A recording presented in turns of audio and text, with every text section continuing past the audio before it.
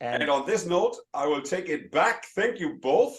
Because, of course, we want to go into a little bit of Q&A, and therefore I'm going to directly hand to Antoinette to introduce briefly the framework that we have for the Q&A, which we discussed last time, and anyone who hasn't seen it, have a look at the website. But Antoinette, straight over to you so that we have a few minutes for a few questions.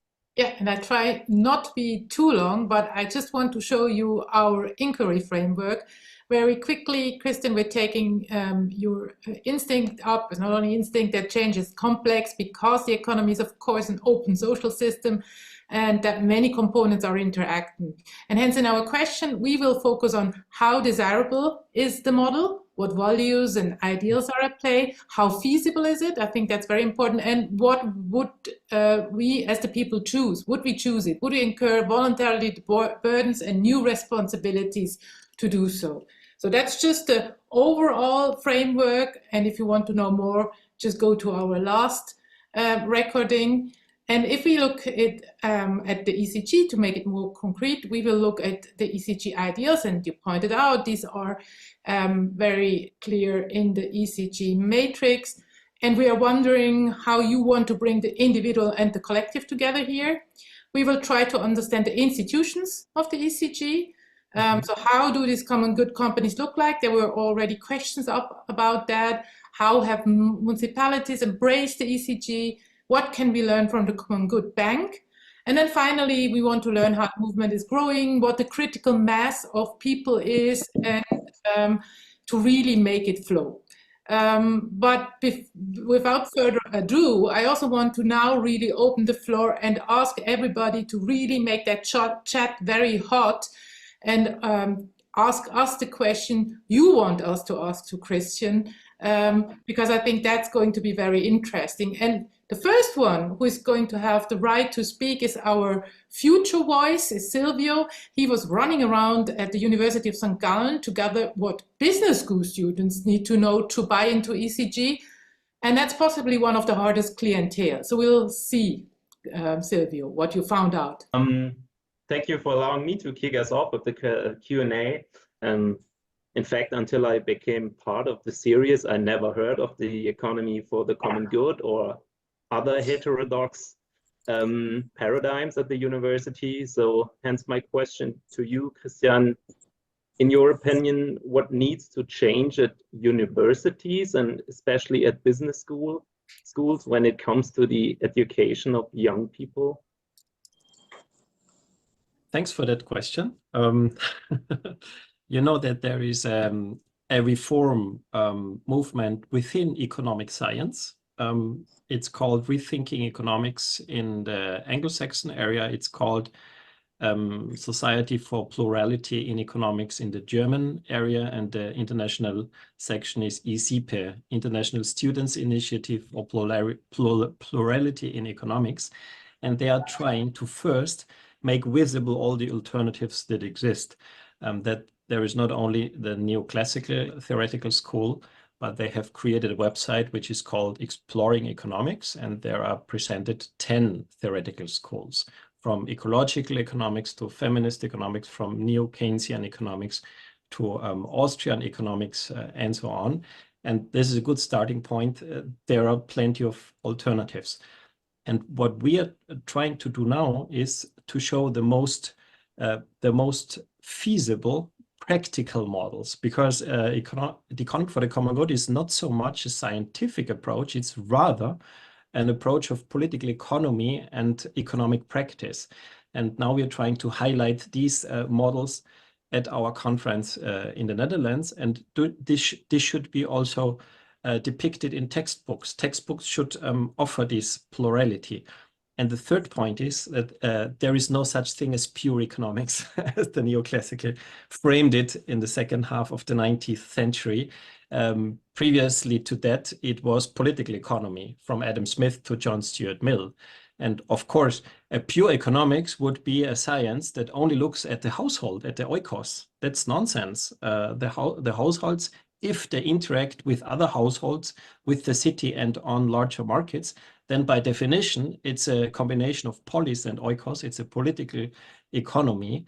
And not only that, it should also be reconciled with ethics and philosophy, with the ecology and the planetary boundaries, with human science and humanistic values, with gender theory and post-colonialism. And then it's an integrated science. And in my view, economics should admit they're just an auxiliary science. They're an auxiliary science of all these other branches of science which it serves. And this should be the approach, this interdisciplinary and then also transdisciplinary approach should be the future understanding of economics. And then economic education will again be a very good idea and at the service of the society. Well, Thank you. are you satisfied?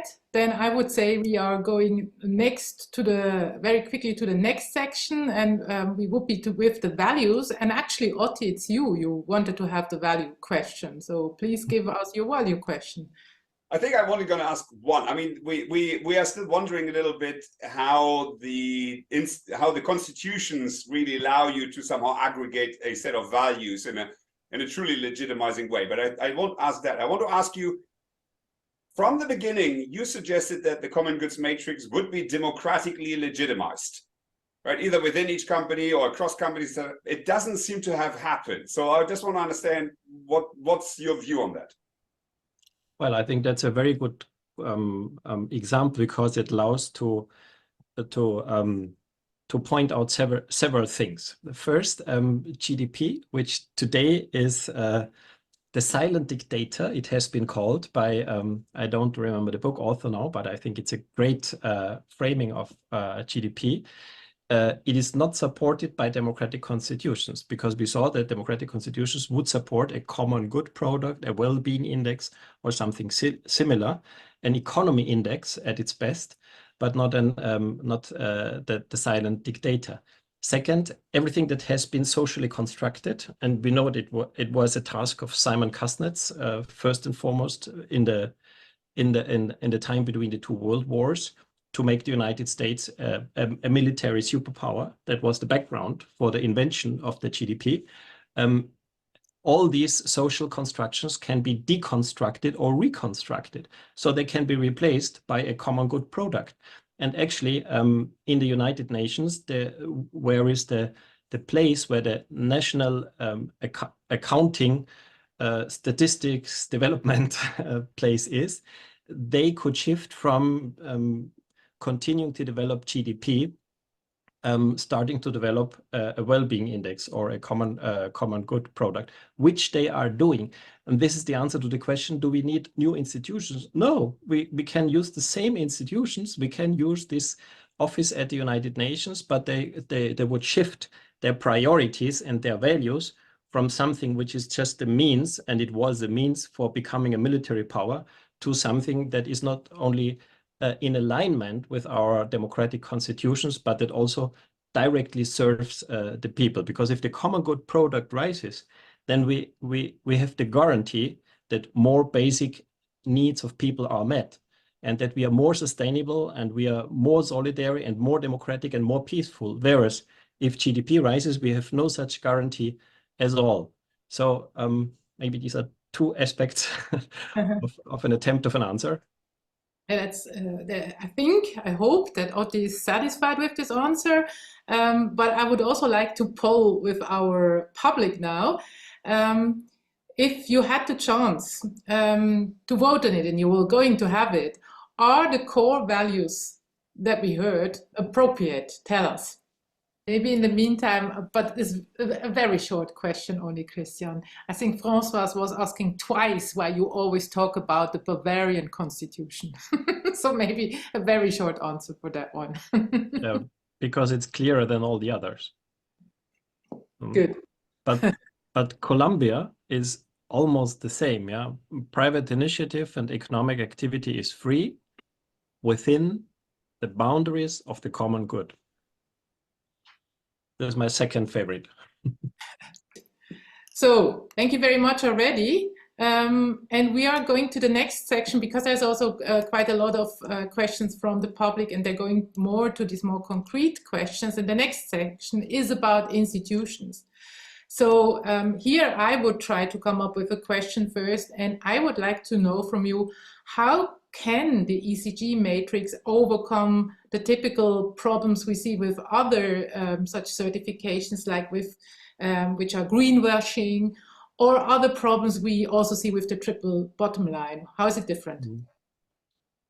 Well, I thought a lot about the answer, and actually it's outlined in a study that is dealing with the meter requirements for effective sustainability reporting. We know that there is GRI and there is Global Compact, and there is now the European Directive on Corporate Sustainability Reporting, the CSRD directive, and still they do not meet some of the fundamental requirements for effective sustainability reporting, which are, to try to be short, holistic, in the meaning that that all delicate issues are addressed. So including tax evasion, including power concentration, including income inequality, and including the corruption of science for the benefit of the company, but against the common good. These are relevant, delicate questions, and we only can consider sustainability reporting holistic if all the questions are included. That's one. Second, external audit, but with an evaluation, not what is planned with the CSRD, but with an evaluation and a quantitative score. Only if there is a quantitative score, you can compare the sustainability performances of the company, and then you can incentivize positively and negatively the good doers and the bad doers, and correct the system error that consists in the structural benefit for the bad doers today. So these are the 6 or 7 meter requirements, and every standard, no matter of GRI or ours or B Corps, can be checked against these mere requirements. And of course, the future legal standard, and I'm already thinking about the global sustainability reporting standards, at least those should fulfill all of these requirements. And then we will have a very effective instrument, but we need a lot of further debate and a lot of involvement of civil society actors to assure that we get the most effective reporting standards that we can imagine. Thanks. Yeah, maybe a very short answer to the last part. Most of the companies are small and they're not falling under the reporting duty, not even of the European directive. And so what we suggest them is to apply the reporting framework, but to only try to comply with 3 or 4 goals per year in order not to overcharge themselves. And that's possible because none of the changes is mandatory, but for every step they do, they get a positive incentive. More importantly, on the holistic approach, I think it's not only important to be holistic on the company level, but to be at the same time holistic on the macro level, finding the success of them. What I see totally separated today is the discourse beyond GDP on the macro level. And on the other hand, the sustainability reporting discourse on the company's level, on the meso or micro level, and they should be linked. That would be holistic. And talking in terms of the European Union, the Green Deal, from my holistic perspective, the legal instrument that now are kind of overwhelming companies in the European Union, CSRD, CS3D, taxonomy, financial market disclosure regulation, green claims directive, actually they could be all merged into one instrument that is obliging companies to do a proper sustainability disclosure instrument. And then it's just one instrument. It could be slimmer, by far slimmer than the ESRS, the European Sustainability Reporting Standards, but includes these other regulations. And the last point is, it is not necessary that all countries agree in the beginning on the successor of GDP. When we started human rights covenants, civil covenant and social covenant, only 35 signatories were necessary to let them enter into force. So I'm on the contrary, I'm sure if one major country or the European Union started with replacing GDP by a successor of GDP, a common good product, a well-being index, or something different, many other countries will follow. it only did not happen because the first country was really too small. It was Bhutan. But now Iceland is following. And maybe even if Switzerland started, if Switzerland shifted from GDP officially to a common good product, I'm almost sure that other countries would follow, because it's high time. It's what people are asking for. So I'm totally confident that the one who breaks the ice will be followed by many others. Which also goes back to the values we just discussed. A very short question afterwards, because a lot of people wanted to know that. Right. In what respect are you different from B Corps? What is the most important difference here? Well, if you want me to be really short, they offer a framework for companies, and we are a macroeconomic model. Okay, now, I think they have to be glad with that answer for the time we have. But of course, you can also read it up later on the homepage. So we have the next poll, if I'm correct. And I would really like to know this time, how do you think can this practically implemented? How feasible is the ECG, what you heard so far? One of the, well, in my opinion, probably the most exciting thing that is happening now is a dramatic increase in young people that go to law school because they want to be advocates for rights of nature. Fantastic. So it's by far the fastest growing dimension or in law school. So I really think that the law is, and the constitution is key for change. Yeah, I just received an invitation to CLAW, which is climate action by law. Oh, it's really, it's in the Netherlands, it's booming. So we have, yes, it's possible, 31%, and maybe in part 59%, and only 4, so 10% said, no, it's not realistic. I think that's quite a good result for your quite far-reaching ideas, I would say. So let's move to the next section, and Kees, it will be yours. But just a few things that I find really interesting and inspiring. The fact that you address the difference a difference between human nature and human culture. The fact that we think of ourselves as humans in a very different way as we than the personalities that we act upon in economics. I really like the fact that you put on the agenda, especially in this series, that somewhere economics got hijacked by capitalism, which created a mix-up between money or goods as a means versus an end, which I think is really profound. I also find it fascinating, and I know it will be something we dive deeper in, but in my opinion, this feels like the core of the economy for the common good movement, that you actively use the constitution to take it all the way back to democracy and therefore also politics, to see how we can put a foundation for a healthy economy for all living beings on this planet, rather than only a money-driven system.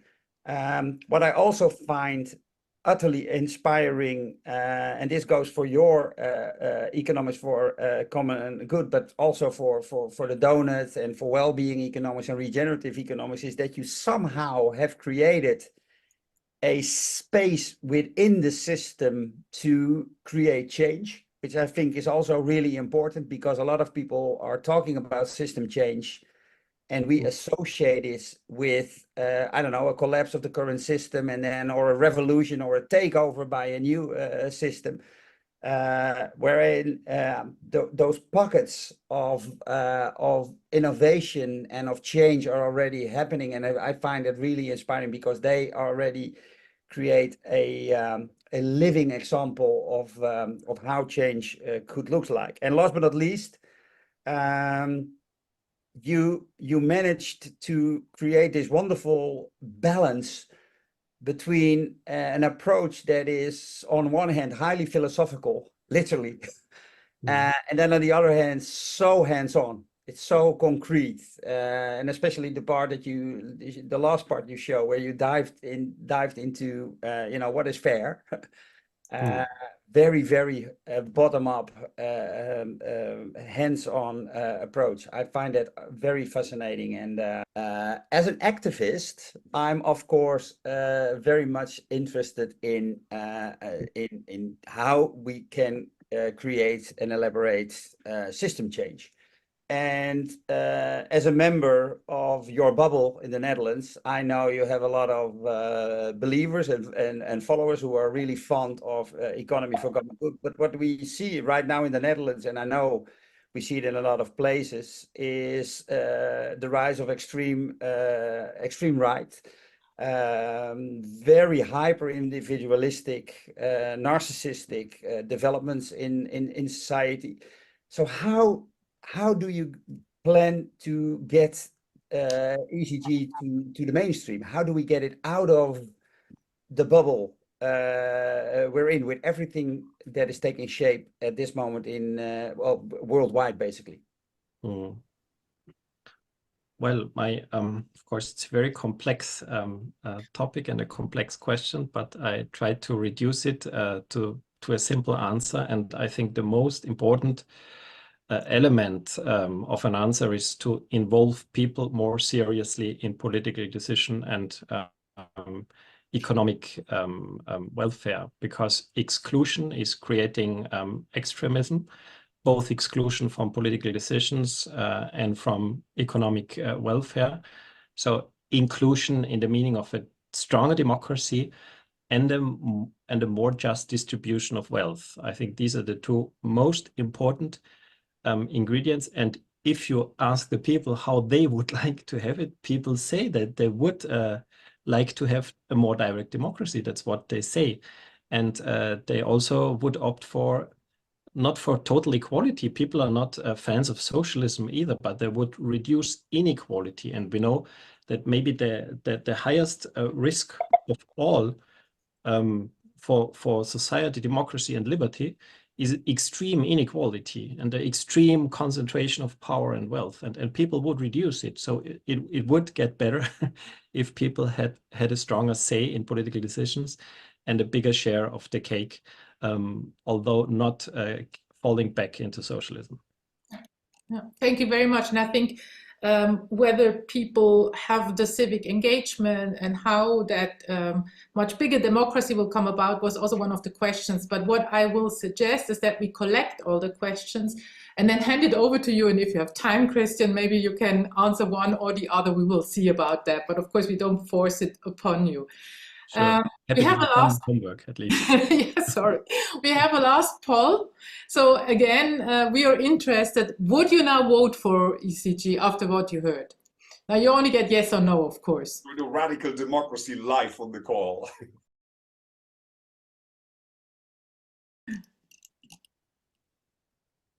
Okay. So far we have 97% who say yes. Wow. Better than Putin. Without the pressure of Putin, I would say. So not too bad. Okay, wonderful. And it's already then time to go into the breakouts, and that's Kees. Nice, thank you. Hey, Christian, we have two similar reactions that I want to share with you, and maybe you can reflect a bit on it. Thomas Julie says he has a tip for you. He says, let people experience the common sense values and principles in project settings and become ambassadors of transformations from within, which I think suits the strategy that you are pursuing right now. And then Wilma, from Being at a Cottage, says something which I find also really interesting, in tandem with ECG understanding, how we can walk from an inner path and discover more about our human potential. So that brings us right back to the start of your presentation, where you find this gap between our human nature and the role that we are playing in economics. Yes, I start with the first question, and actually all we are doing in the Economy for the Common Good movements with 5,000 volunteers is to involve people in order that they can not only experience what we are proposing, but they even can co-create those real-life prototypes and the tools that then are applied by companies or cities or even governments. So I think involvement of as many people as possible is one of our basic principles. And second, yes, of course, outer change should correlate with inner change. I fiercely support the inner development goals, and my first economic question is, if the economy is about satisfying basic needs, who would be most expert in answering the question what humans really, really need? And I think it's obvious, but my redundant answer is every human being, herself or himself, is most expert in knowing what she or he really, really needs. And that's why we actually don't need economic as a science to know what we really, really need. What we need is to listen to our internal truth, and then coming together and defining together what our basic needs are, what the economy should be about. And there have been made some exercises, and the one we find most interesting is the exercise of the barefoot economist Manfred Max Neef from Chile. I think he made a great list of basic needs and distinguishes them from strategies, which is a fantastic exercise. And I would say orthodox economics / capitalism / Crématistique is not about needs, it's about strategies. And a true economic science, a true oikonomia would be about basic needs. Thank you. Really clear that is the distinction. So if I'm correct, Otti, we have to go to the next part of our afternoon.